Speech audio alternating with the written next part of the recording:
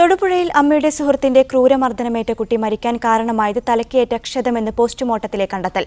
തലയുടെ ഇരുവശങ്ങളിലും പുറകിലും ചതവുണ്ട്. ശരീരമാസകലം മർദ്ദനമേറ്റതിന്റെ പാടുകളുണ്ടെന്നുമാണ് പോസ്റ്റ്മോർട്ടത്തിലെ പ്രാഥമിക വിവരം. പോലീസിന്റെ അന്വേഷണത്തിൽ കണ്ടെത്തിയ കാര്യങ്ങൾ ശരിവെക്കുന്നതായിരുന്നു പോസ്റ്റ്മോർട്ടത്തിന്റെ പ്രാഥമിക നിഗമനങ്ങൾ. തലയ്ക്കേറ്റ ക്ഷതമാണ് മരണകാരണം. തലയോട്ടിയുടെ വലതുഭാഗത്ത് പൊട്ടലുണ്ട്. തലയുടെ ഇരുവശങ്ങളിലും പിറകിലും ചതവ്.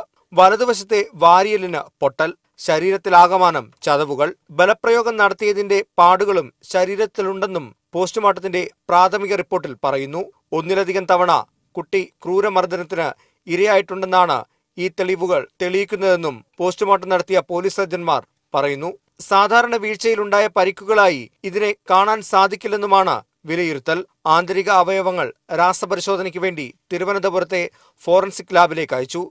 കേസിന്റെ പ്രാധാന്യം കണക്കിലെടുത്ത് പോസ്റ്റ്മോർട്ടം നടപടികൾ പ്രത്യേകം ക്യാമറയിൽ ചിത്രീകരിച്ചിരുന്നു. വിശദമായ പോസ്റ്റ്മോർട്ടം റിപ്പോർട്ട് ഉടൻ പോലീസിന് കൈമാറും. പോസ്റ്റ്മോർട്ടം നടപടികൾക്കായി കോട്ടയം മെഡിക്കൽ കോളേജിൽ കൊണ്ടുവന്ന കുട്ടിയുടെ മൃതദേഹം കാണാൻ വലിയ ജനാവലിയാണ് തടിച്ചുകൂടിയത്.